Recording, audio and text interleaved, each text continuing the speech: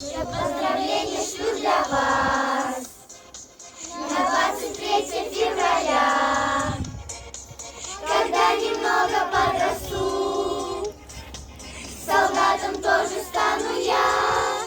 Мне просто землю защищать, мне просто небо охранять. Танкисты, летчики, солдат на страже Родины стоят.